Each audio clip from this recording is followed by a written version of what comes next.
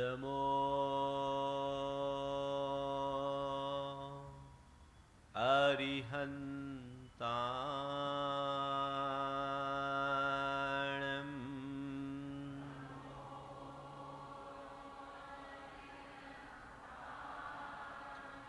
अड़मो सिद्धाणम्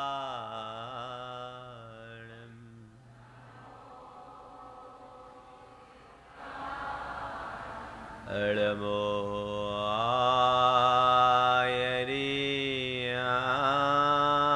आयरियाणम्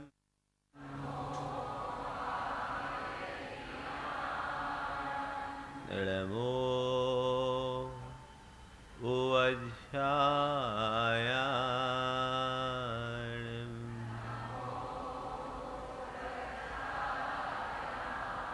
अड़मो लोये सवशाहुनम्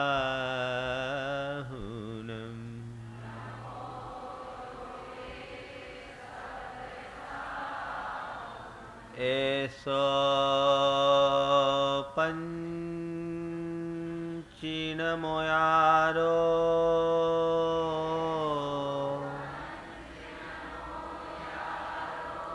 सवपावपणाशनो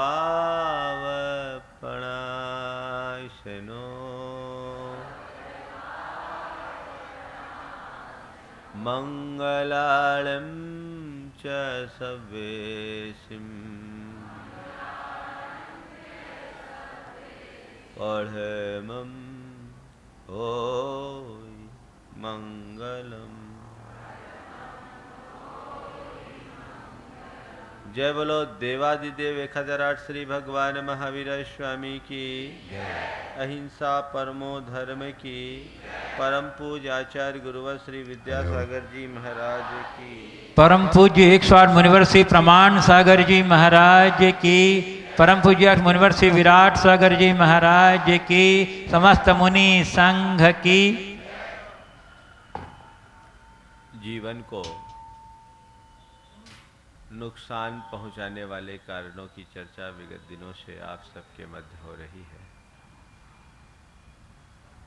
और आज श्रृंखला की अंतिम कड़ी जो हमारे जीवन का एक बहुत जघन्यतम दोष है उससे बचने की बात मैं आप सबसे करने जा रहा हूं। वो है कृतज्ञता। कृतज्ञता मनुष्य जीवन का सबसे बड़ा दोष है। कृतज्ञता का मतलब होता है किए गए उपकारों को स्वीकार नहीं करना, किए गए उपकारों को नहीं मानना। नीतिकारों ने लिखा है कि और सब पापों का प्रायश्चित तो फिर भी संभव है पर कृतघ्नि का कभी उद्धार नहीं होता। कुरल काव्य में लिखा कि और सब पापों का उद्धार तो फिर भी संभव है पर उस अभागे कृतघ्नि का कभी उद्धार नहीं होता। सोचने की बात।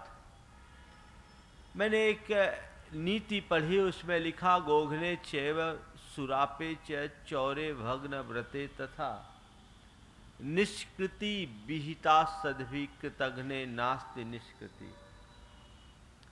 कोई मनुष्य गाय की हत्या कर ले, कोई मद्यपान कर ले, कोई चोरी कर ले और कोई अपने व्रत से भ्रष्ट हो जाए, उस व्यक्ति के लिए भी निष्कृति है, यानी प्रायश्चित के द्वारा शुद्धि का प्रावधान है। पर कृतघ्नि का कोई रास्ता नहीं, उसके लिए कोई प्रायश्चित नहीं। मैं सोच में पड़ गया, आखिर ऐसा क्यों? आपके मन में भी यह सवाल हो सकता है कि कृतज्ञता को इतना नीच कर्म क्यों? संत कहते हैं ये मनुष्य की नीचता की पहचान है, इसलिए उसे नीच कर्म कहा। प्रकृति भी अपने उपकारी के प्रति सदैव कृतज्ञ बनी रहती है। पशु पक्षी भी अपने उपकारी के प्रति कृतज्ञता प्रकट करते हैं, और चोर लुटेरे भी अपने उपकारी के प्रति अकृतज्ञ नहीं होते। तो जो मनुष्य अपने उपकारी के प्रति अकृतज्ञ होता है, वो पशु पक्षी, पेड़ पौधे, पशु पक्षी और चोर लुटेरों से भी गया बीता है। इसलिए कहते हैं कृतघ्ने नास्ति निष्कृति। क्यों गया बीता है? क्योंकि उस व्यक्ति के कारण, एक कृतघ्नी व्यक्ति के कारण ऐसे अनेक लोगों को समस्या का सामना करना पड़ता है जो किसी आवश्यकता की पूर्ति के लिए खड़े, लोगों को नुकसान होता है। आज बात मैं आपसे उसी की करूंगा। कृतज्ञता जीवन का एक बहुत बड़ा गुण, और कृतज्ञता जीवन की एक बहुत बड़ी नीचता है, अवगुण है। इस विषय को आगे बढ़ाऊं उससे पहले मैं आपको बताना चाहता हूं कि प्रकृति, पशु पक्षी और चोर लुटेरे भी किस प्रकार कृतज्ञ होते हैं। आप पेड़ को पानी देते हो, पेड़ आपको फल देता है, छाया देता है। ये क्या है? प्रकृति की आपके प्रति कृतज्ञता है। कभी आपने सोचा कि इन पेड़ पौधों ने हम पर कितना बड़ा उपकार किया है? आपने उसे केवल एक बार पानी दिया, उस पौधे को लगाया, और सारी जिंदगी वो आपको छाया देता है, फल देता है। और दूसरी तरफ देखो कि जो पेड़ तुम्हें छाया दे, फल दे, तुम उसकी छाया का, उसके फल का, उसकी लकड़ी का, सबका उपयोग करते हो। कभी उसके प्रति कृतज्ञता का भाव तुम्हारे मन में आता है? मेरे जीवन के निर्माण में इस प्रकृति की कोई भूमिका है, कभी तुम्हें इसका एहसास हुआ? आज थोड़ी सी प्रकृति प्रतिकूल हो जाए तो तुम्हें श्वास लेना भी मुश्किल हो जाए। जलवायु तुम्हारे अनुकूल है तो तुम अच्छे से जी रहे हो। है प्रकृति का तुम पर उपकार, पर तुमने कभी प्रकृति का ख्याल रखा? प्रकृति ने मनुष्य पर घोर उपकार किए, बहुत उपकार किए, पर मनुष्य ने इस प्रकृति में घोर विकृति प्रकट करके अपनी कृतज्ञता का परिचय दिया। कहां कहां आप कृतज्ञ बनते हैं, मैं आज आपका ध्यान वहां खींचूंगा। और प्रकृति कैसे हमारे प्रति कृतज्ञता प्रकट करती है, आप देखें। एक कवि ने बहुत अच्छी बात लिखी। नारियल में पानी होता है। आपने कभी सोचा कि नारियल में पानी क्यों होता है? पता है नारियल के अंदर पानी क्यों होता है? एक कवि ने लिखा, प्रथम वैसी पीतम तोयमल्पमपि स्मरन्त शिरसि निहित भारा नारिकेला नरानाम उदक ममृत तुल्यम दद्दुरा जीवनांतम नहि कृतमुपकारम साधवो विस्मरन्ति। वो नारियल का पौधा कहता है कि जब मैं छोटा था तो मेरे पल्लवन और विकास के लिए मनुष्य ने मुझे पानी पिलाया। उस पानी का बहुत बड़ा ऋण मेरे ऊपर है। उस ऋण को चुकाने के लिए वो नारियल का पेड़ अपने सिर में कलश की भांति अपने भीतर अमृतोपम जल रखता है। जीवन पर्यंत वो जल रख करके रखता है कि जो मुझे थोड़ा सा जल पिलाया, उस जल का ऋण मैं चुका सकूं, क्योंकि नहीं कृतम उपकारम साधवो विस्मरन्ति, सज्जन पुरुष किसी के उपकार को कभी भूलते नहीं। बंधुओं, देखने का अपना अपना नजरिया है, पर प्रकृति भी मनुष्य के प्रति अपनी कृतज्ञता ज्ञापित करती है। पर मैं कहता हूं, सच्चे अर्थों में मनुष्य को प्रकृति के प्रति कृतज्ञता ज्ञापित करनी चाहिए, क्योंकि प्रकृति का मनुष्य के जीवन के निर्माण में बहुत बड़ा योगदान है। अगर प्रकृति थोड़ी विरुद्ध हो जाए, तुम्हारा सारा जीवन गड़बड़ हो जाएगा। इसलिए प्रकृति के प्रति कृतज्ञ बनो, माने उस प्रकृति को मेंटेन रखो, प्रदूषण मत फैलाओ। आज तुम प्रदूषण फैलाओगे, कल तुम्हारा जीवन दुभर हो जाएगा। यह भी एक विडंबना है कि जितने भी प्रदूषण है सब मानवकृत हैं, और इस प्रदूषण से प्रभावित होने वाला भी मानव ही। तो कल तुम्हें तकलीफ होगी।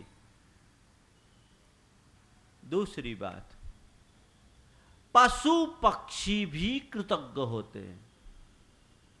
आपने कभी देखा, एक कुत्ते को मनुष्य जीवन में अगर शुरुआत में 2 रोटी खिलाता है, तो वो कुत्ता जैसा प्राणी भी सारी जिंदगी दुम हिलाता रहता है। ये उसकी कृतज्ञता का द्योतक है। आदमी को देखो, रोटी खिलाने वाले की बात तो छोड़ दो, जन्म देने वाले तक को भूल जाता है। एक नीतिकार ने लिखा कि कृतघ्नी मनुष्य की दशा उस सूअर की तरह है जो पेड़ की नीचे पड़े हुए फलों को खाता है, उसकी जड़ को खोदता है, पर ये कभी देखने की कोशिश नहीं करता कि ये फल कहां से आ रहे हैं। बहुत गहरी बात। तुम अपने जीवन में प्राप्त संसाधनों का भरपूर प्रयोग करते हो, लेकिन ये जानने की कभी कोशिश नहीं करते कि ये किसकी कृपा से मुझे मिला। यदि तुम्हारा उस तरफ ध्यान होता तो जीवन में ऐसी गड़बड़ी नहीं होती। पशु पक्षी भी अपने उपकारी का अपकार नहीं करते। आपने वो डायोजनिस की घटना सुनी होगी। यह उस युग की घटना है जब दास प्रथा थी। डायोजनिस यूनान का एक गुलाम था और अपने मालिक से बड़ा परेशान था, क्योंकि उसका मालिक उसके साथ बड़ा त्रासपूर्ण व्यवहार करता था।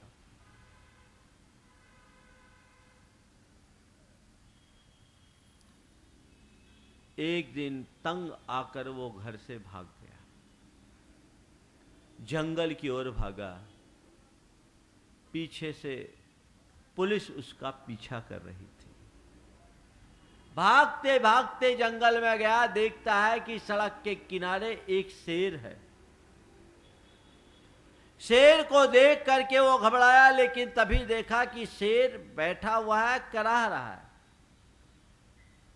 वो अपना सारा भय भूल कर ये सोच करके कि मैं अगर रुकता भी हूं तो पीछे मुझे पुलिस पकड़ लेगी, अब मरना ही है तो ज्यादा से ज्यादा शेर मुझे खाएगा, कुछ अच्छा करके मर जाऊं।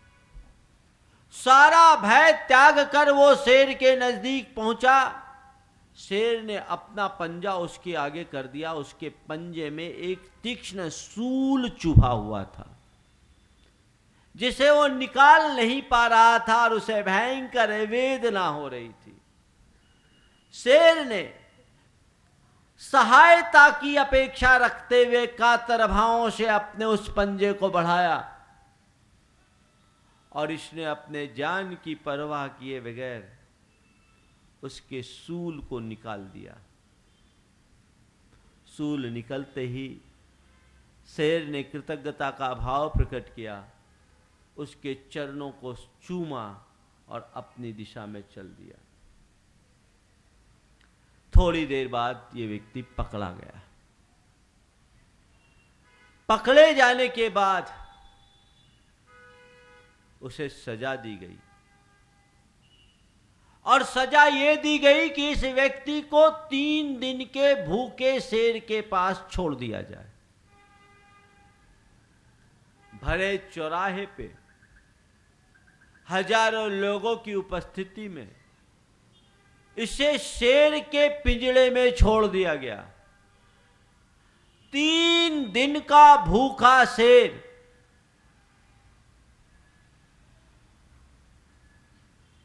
सब लोग सोचे आज तो इसका काम तमाम। भूखा शेर अपने सामने शिकार को आता देख जोर से गुर्राया, लेकिन जैसे ही डायोजनीस की गंध उसे लगी, उसे सूंघा और अपने स्थान पर आकर बैठ गया। शेर को कई बार उकसाया गया, लेकिन शेर भूखे रहना पसंद कर लिया, लेकिन डायोजनीस को खाना पसंद नहीं किया। क्यों? क्योंकि ये तो वही मेरा उपकारी मित्र है जिसने मेरे सूल को निकाला है, जिसने मुझ पर उपकार किया, मैं उसका उपकार कैसे कर सकता हूं। क्रूर पशु के भीतर भी कृतज्ञता का भाव है। अपने भीतर झांक कर देखो, तुम्हारे अंदर ऐसी कृतज्ञता है? कभी तुम्हारे ऊपर ऐसी स्थिति आए और उस समय तुम मुसीबत में हो और कोई तुम्हारा उपकारी हो और उससे तुम्हारा उल्लू सीधा होता हो, उसे नुकसान पहुंचाकर, ये बात सुनिश्चित तौर पर कह सकते हो कि मैं चाहे कितनी भी मुश्किलों का सामना करने को तैयार हो जाऊंगा, लेकिन अपने उपकारी को कभी कठिनाइयों में नहीं डालूंगा। आप सुनिश्चित कर सकते हैं? मनुष्य की स्थिति बड़ी विचित्र है।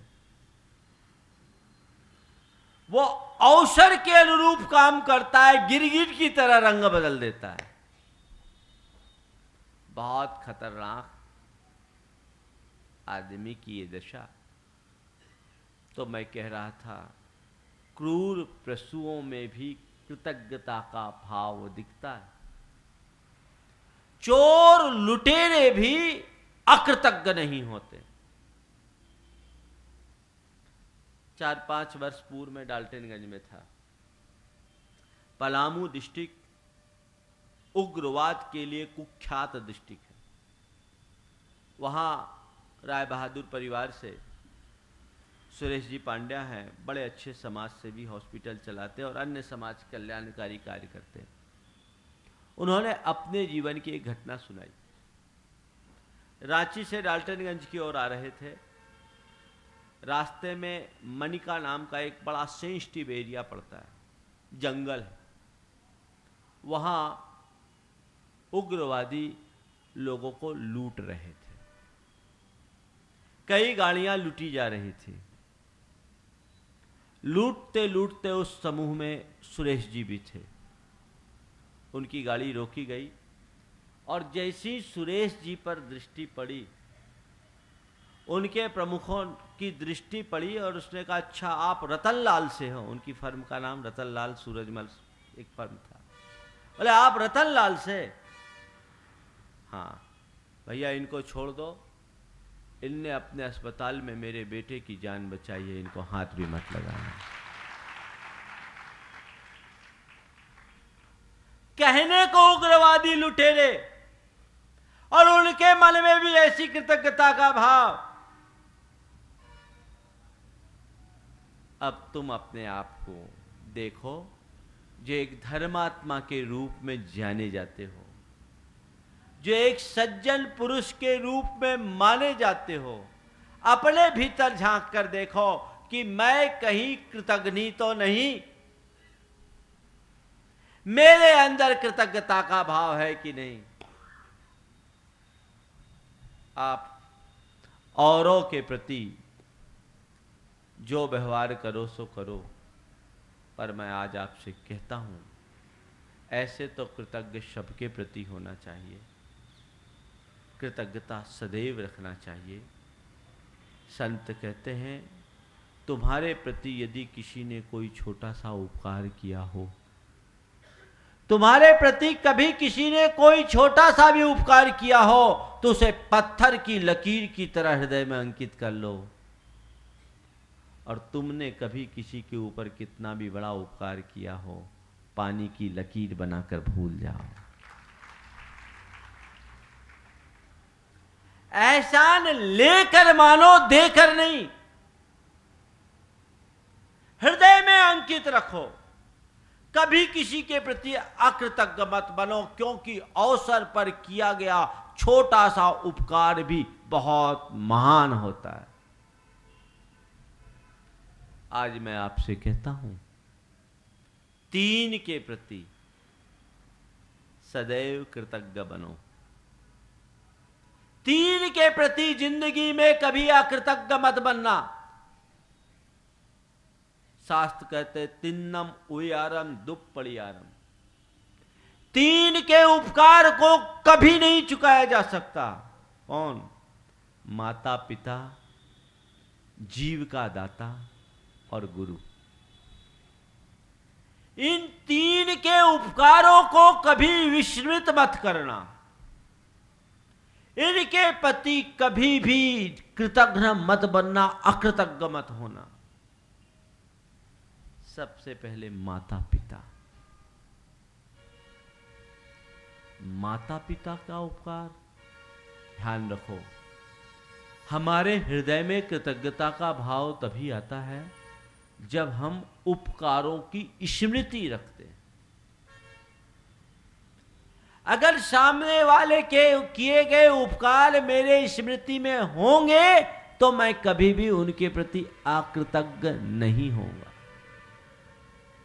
आजकल माता पिता की उपेक्षा और तिरस्कार बहुत ज्यादा होने लगी।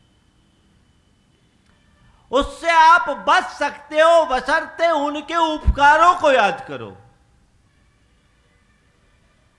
आपको पता है कि माँ बाप का कितना बड़ा उपकार है? कभी सोचा? एक दिन एक युवक से मैं कह रहा था कि तुम्हारे माँ बाप ने तुम्हारे ऊपर कितना बड़ा उपकार किया, तुम्हें जन्म दिया, पढ़ाया लिखाया, बड़ा किया। जानते हो उस लड़के ने क्या कहा? उसने कहा, महाराज उनने क्या किया, ये तो उनकी ड्यूटी थी। ये सोच। मैंने कहा ठीक कह रहा है, उनने ड्यूटी निभाई तो आज यहां तक तुम आ गए। काश उनने ड्यूटी नहीं निभाई तो तुम्हारा क्या होता।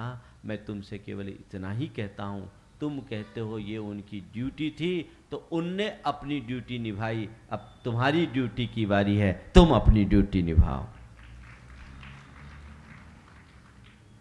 कितना बड़ा योगदान तुम्हें जन्म दिया।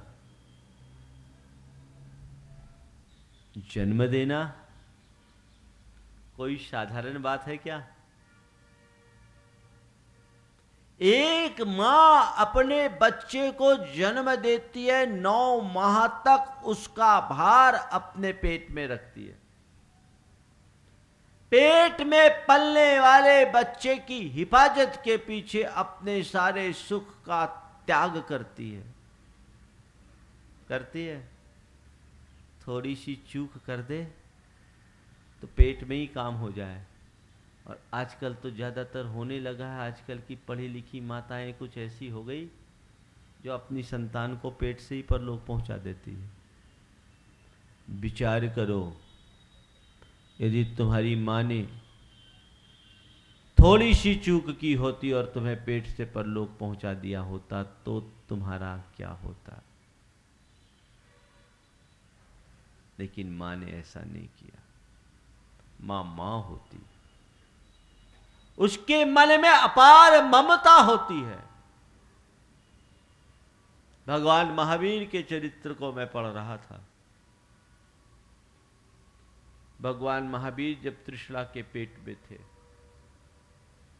तो उनके मन में विचार आया कि मैं पेट में हूं, हलन चलन करता हूं तो मेरी मां को तकलीफ होती। तो उन्होंने क्या किया, मां को तकलीफ ना हो इस ख्याल से अपना मूवमेंट बंद कर दिया।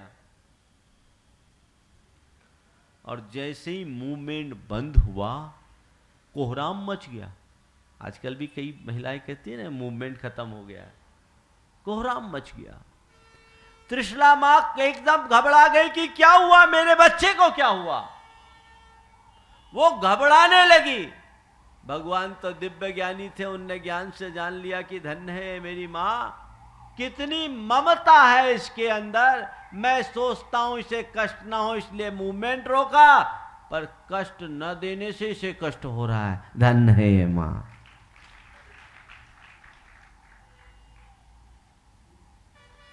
तो ये है मां। काश तुम्हें जन्म देने के जगह पेट से परलोक पहुंचा दिया होता, तुम्हारा क्या होता। कदाचित जन्म भी दिया होता और तुम्हें किसी झाड़ी में फेंक दी होती तो क्या होता, क्या होता। चील कौवे तुमसे अपना त्योहार मना लेते और क्या होता, क्या होता। कभी सोचा। कदाचित जन्म देने के बाद, घर में रखने के बाद भी तुम्हें ठीक ढंग से समय पर खाना, दूध नहीं पिलाया होता, बीमार पड़ने पर डॉक्टर को नहीं दिखाया होता, तुम्हारी सही ढंग से परवरिश नहीं की होती तो तुम्हारा क्या होता। कभी विचार किया। उस पल को याद करो जब तेजी से गैस की तरफ बढ़ते हुए तुम्हारी मां ने तुम्हें अपनी ओर नहीं खींचा होता तो तुम्हारा क्या होता। उस क्षण को याद करो कि सड़क क्रॉस करते समय सामने से तेज गति से आते हुए ट्रक को देखकर तुम्हारे पिता ने लपक कर तुम्हें अपनी ओर नहीं खींचा होता तो क्या होता। उस घड़ी को याद करो जब तीसरे मंजिल से नीचे झांकते समय ज्यादा झुक जाने के कारण तुम्हारे पिता ने तुम्हें पकड़ा नहीं होता तो तुम्हारा क्या होता। याद है कितना उपकार। कहते हैं मां बाप खुद गीले में सोकर बच्चे को सूखे में सिलाते हैं। लेकिन क्या बताऊं, तुम्हारी आदत ही ऐसी हो गई है गीला करने की। जब बच्चे थे तो माँ बाप के बिस्तर गीला करते थे, बड़े हो गए तो उनकी आंखें गीली करते हो। ये तुम्हारी दुर्दशा है, तुम ही जानो तुम क्या करते हो। छोटे में बिस्तर गीले किए और बड़े होने पर आंखें गीली करते हो। माँ बाप की आंखें तब गीली होती है जब उनकी ही संतान उनकी खुली उपेक्षा करना शुरू कर देती है। माँ बाप की आंखों में दो ही बार आंसू आते हैं, बेटी घर छोड़े तब और बेटा मुंह मोड़े तब। एक बेटी की विदाई पर और दूसरा बेटे के बेवफाई पर। अपने आप को बचाओ, उनके उपकार को याद करो। उन्होंने तुम्हें जन्म दिया, जीवन दिया और जीवन ही नहीं दिया, पढ़ा लिखा कर योग्य बनाया, संस्कार दिया। काश तुम्हारे माँ बाप ने तुम्हें जन्म देकर के म्युनिसिपैलिटी के भरोसे छोड़ दिया होता तो तुम्हारा क्या होता। लुच्चे लफंगे आवारा बन जाते और क्या होते, एक सभ्य इंसान की भांति जी नहीं पाते।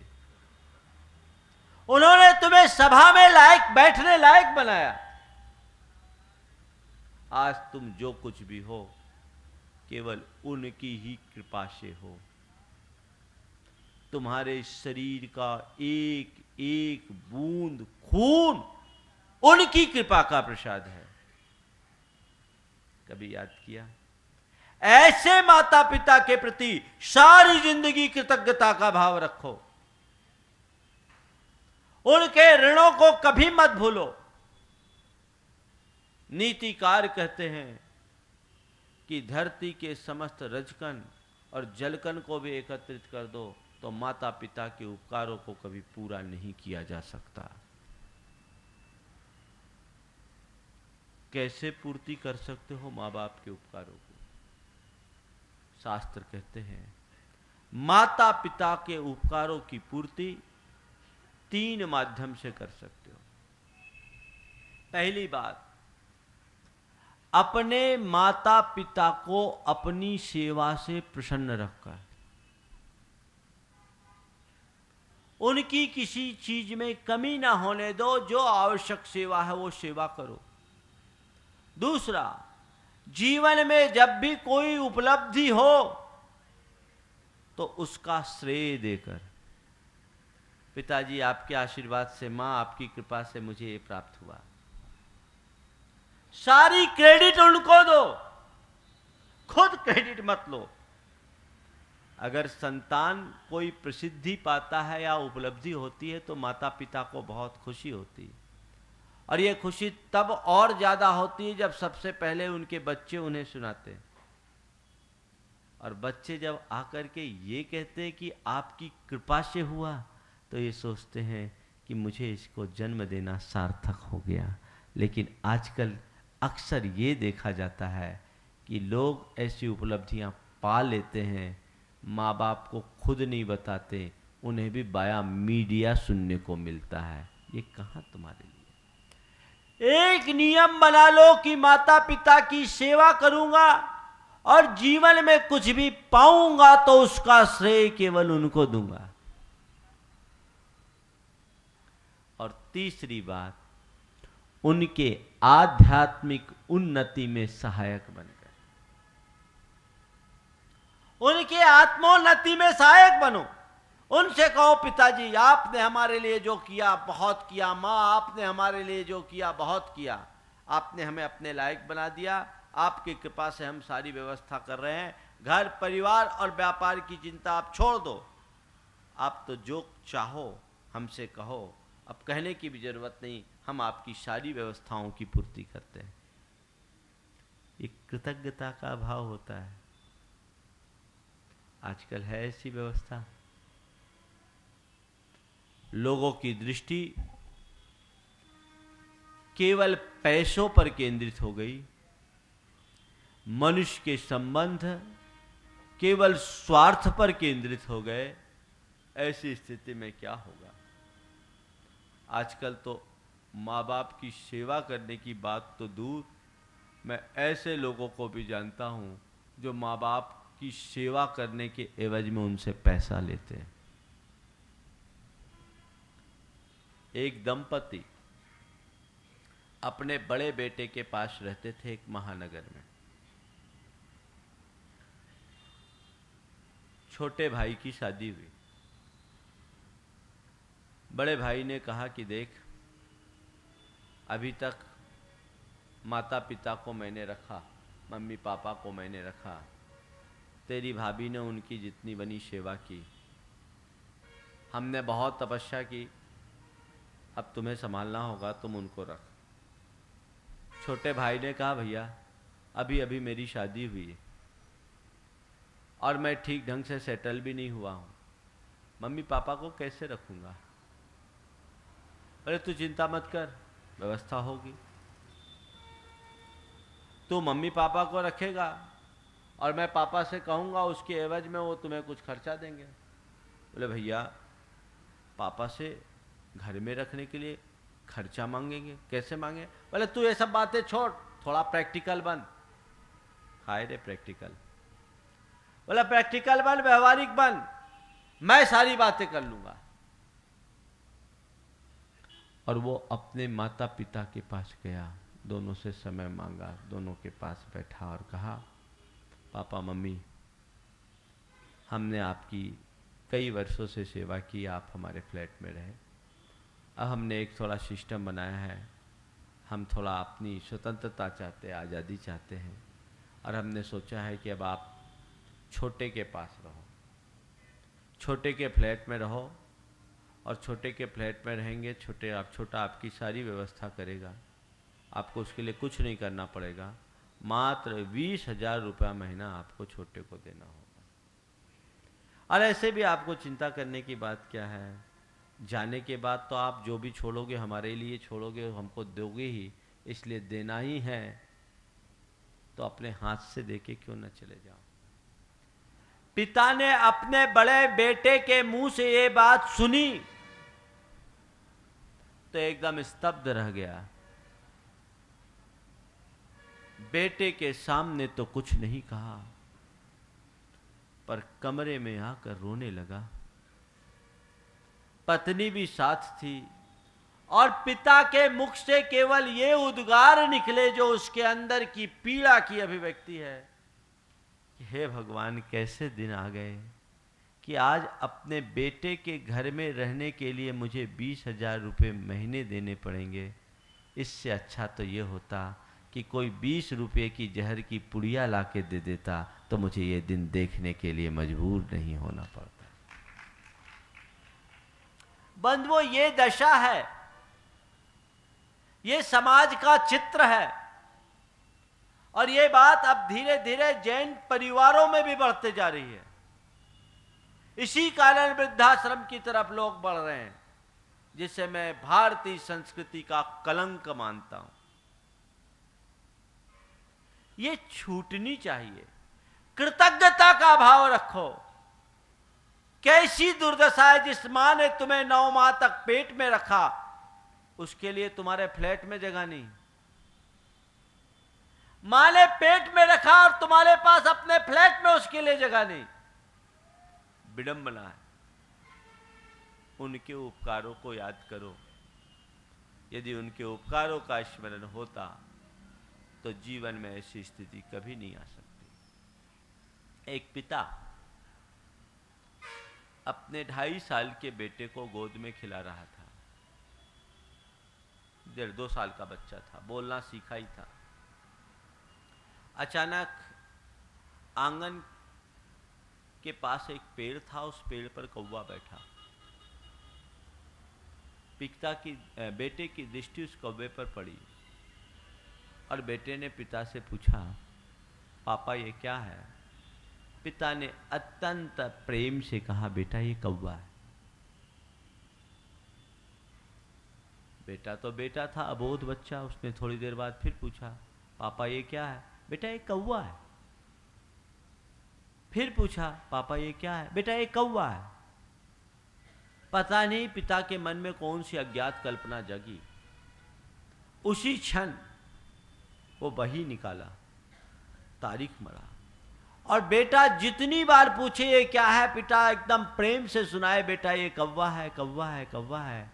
और जितनी बार कौवा शब्द बोला उतनी बार उस बही में कौवा कौवा कौवा लिख दिया। बेटे को पाल पोस कर बड़ा किया, पर बेटा एकदम उल्टा निकला। बुढ़ापे में वो पिता की इज्जत करना बंद कर दिया, उसका तिरस्कार और अपमान करने लगा। उसे अपने पिता तक नहीं कहता, बूढ़ा बूढ़ा करके, बूढ़ा बूढ़ा करके संबोधता था। पिता अपनी इस दुर्दशा पर आंसू बहाने के अलावा और कुछ नहीं कर पाता। एक रोज उसी आंगन में बैठा था और उसका बेटा उससे तिरस्कार पूर्ण शब्दों में बात कर रहा था। तभी उसी पेड़ पर कौवा आकर बैठा और पिता को वो सारी बातें स्मरण में आ गई। पिता ने बेटे की तरफ इशारा करते हुए पूछा, बेटा ये क्या है? अंधा हो गया क्या? दिखता नहीं? कौवा है कौवा। थोड़ी देर बाद, बेटा ये क्या है? कह दिया ना, कौवा है कौवा। पिता एकदम शांत।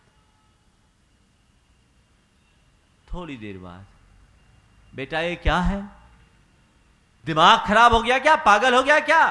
कह दिया कौवा है कौवा, क्यों दिमाग खाता है? पिता ने चुप्पी साध ली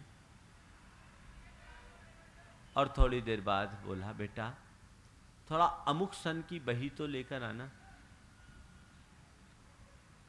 बेटा बही लेकर आया। बोला, अच्छा अब दिमाग ठिकाने आया है। जब डांटा तो किसी का कुछ लेना देना है तो बता, नहीं तो फालतू दिमाग मत चाट। बही पिता के हाथ में आई। पिता ने बही खोल करके बेटे के आगे रखा तो देखा कई पन्ने कौवा कौवा कौवा शब्द से भरे पड़े थे। बेटे ने बाप को झिड़कते हुए कहा, अच्छा मुझे क्या पता कि शुरू से ही गोबर गणेश थे, पूरी बही को कौवा कौवा लिख करके खराब कर दिया, ये कोई हिसाब है? पिता ने अत्यंत संयत स्वरों में कहा, बेटा ये हिसाब है और मैं तुझसे हिसाब ही मांग रहा हूं। ये कौन सा हिसाब? पिता ने कहा, बेटा इतनी बार कौवा बोल करके मैंने तुझे कौवा बोलना सिखाया, इतनी बार कौवा बोल करके मैंने तुझे कौवा बोलना सिखाया, मैं कभी नहीं झलाया। मैंने तो तुझसे केवल 3 ही बार पूछा था और तुम इतने तिल मिला गए। बेटे ये तो मेरे एक शब्द का हिसाब है, आज तक तुमने जो कुछ भी सीखा वो मैंने सिखाया है, अगर उसका हिसाब मैं तुमसे पूछूं तो तुम क्या कभी चुका सकते हो? बेटे की आंखें खुल गई। ये जीवन की सच्चाई है।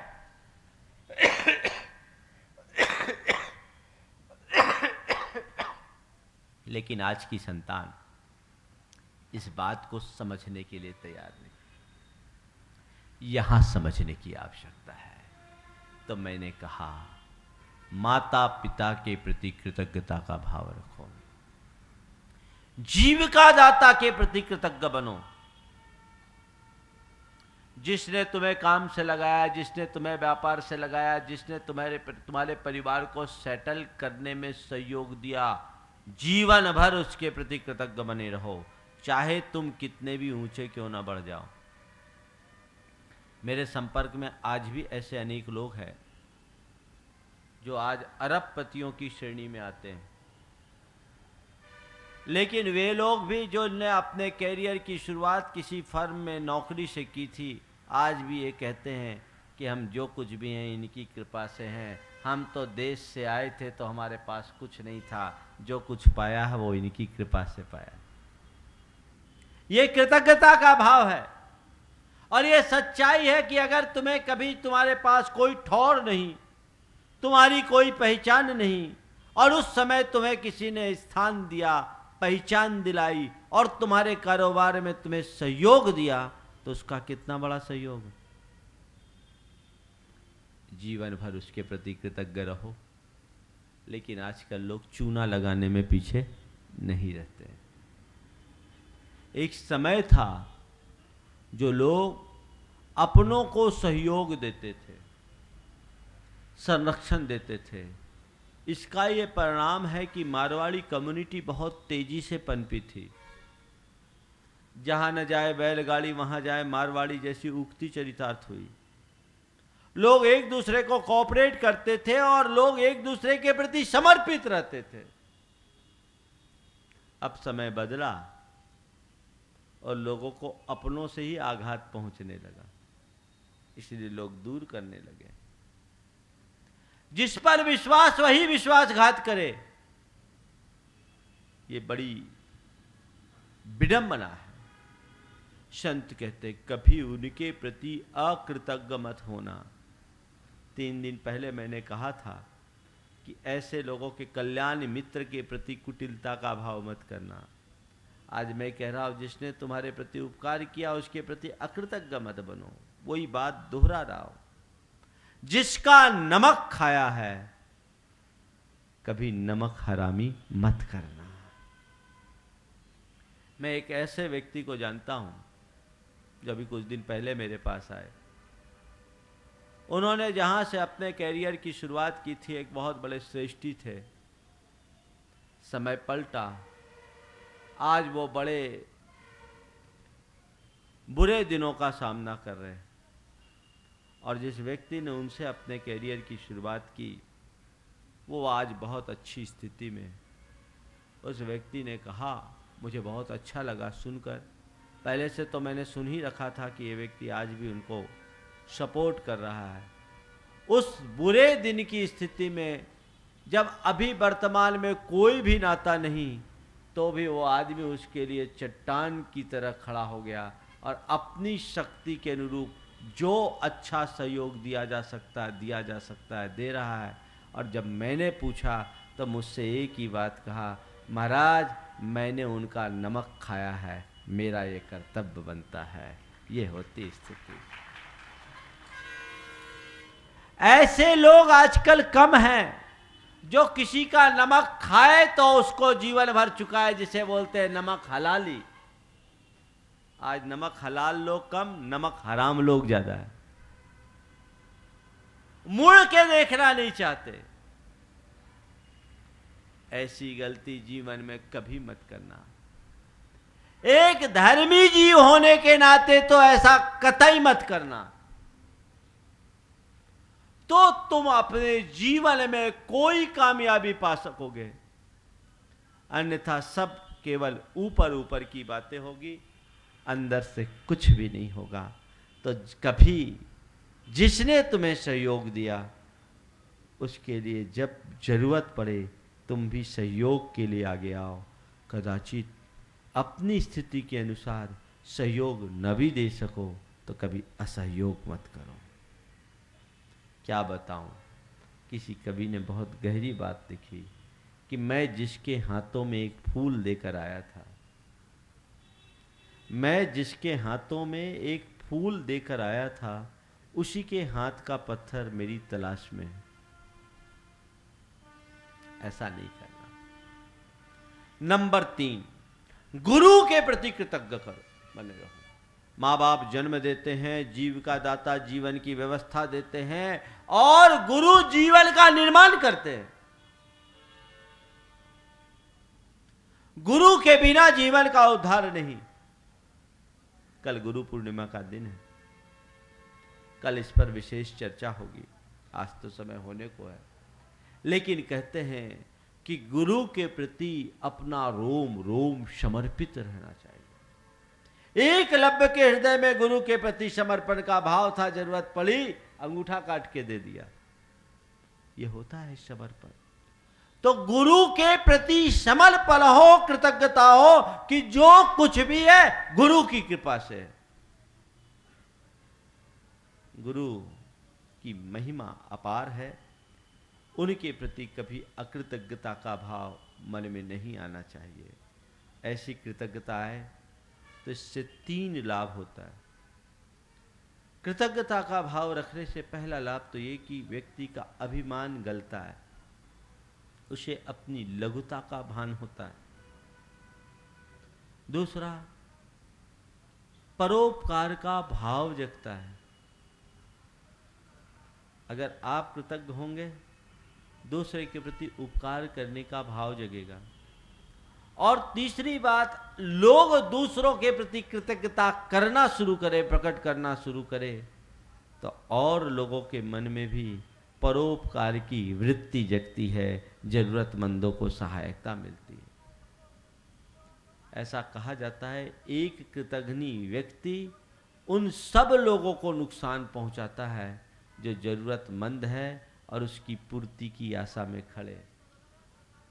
लोग यही कहेंगे, भैया आज के ज़माने में तो कोई किसी की सुनता ही नहीं, करने से कोई फायदा नहीं, करने का फल उल्टा मिलता है, तो कोई करना नहीं चाहे। हालांकि नेकी कर कुएं में डाल की बात होनी चाहिए। कोई मुझे प्रत्युपकार स्वरूप कुछ करे, इस भाव से कभी किसी का उपकार मत करो। पर किसी ने तुम्हारे प्रति कोई उपकार किया है, जीवन भर उसे कभी मत भूलो। भारतेंदु हरिश्चंद्र एक समय बहुत विपन्न अवस्था में थे और उनके एक मित्र थे। वे जब उनसे मिलने गए तो देखते क्या है कि उनकी बहुत सारी चिट्ठियां लिखी हुई है और पड़ी हुई है टेबल पर। समझ में आ गया कि शायद पोस्टेज की कमी के कारण इसे डिस्पैच नहीं किया गया। उन्होंने फौरन अपने आदमी से 5 रुपए के डाक टिकट मंगवाए और सैकड़ों पत्र थे, सब में पोस्टेज लगवाया, डिस्पैच करा दिया। भारतेंदु जी ने उनके प्रति बहुत धन्यवाद ज्ञापन किया। थोड़े दिन बाद उनकी स्थिति अच्छी हो गई और वे जब भी उनसे मिले उनके जेब में 5 रुपए डाल दे। जब भी मिले 5 रुपए डाल दे। बोले ये क्या कर रहे, मैंने एक बार 5 रुपया दिया, आपने 5 रुपया दे दिया, अब बार बार 5 रुपया क्यों दे रहे, मुझे बहुत अच्छा नहीं लगता। उन्होंने कहा जिस परिस्थिति में आपने मुझे वो 5 रुपये दिए और उन 5 रुपयों से मेरा जो काम हुआ, सारी जिंदगी में आपके जेब में 5 रुपया डालते रहूं तो भी उसका मूल्य नहीं चुका सकता।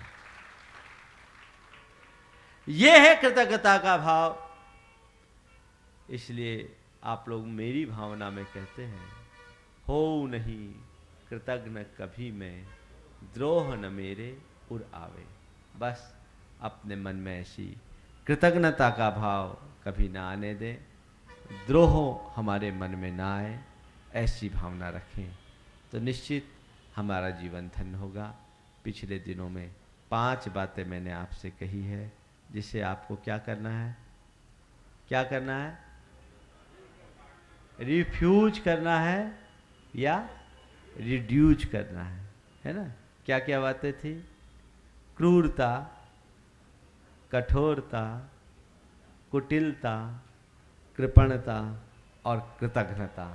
बस ये 5 को आप याद रखेंगे, आप लोगों की विस्मरण शक्ति बहुत तेज दिख रही है, बहुत जल्दी जल्दी सब विस्मृत हो जाता है। इसे स्मरण शक्ति में परिवर्तित कीजिए ताकि वो हमारे जीवन में उतर सके। आज चतुर्दशी का दिन है और आज अलग दिन है। गुरुदेव के चरणों में आप लोगों का प्रतिनिधि मंडल आशीर्वाद लेने गया और आशीर्वाद मिल भी गया है। ये जयपुर वालों का भाग्य है।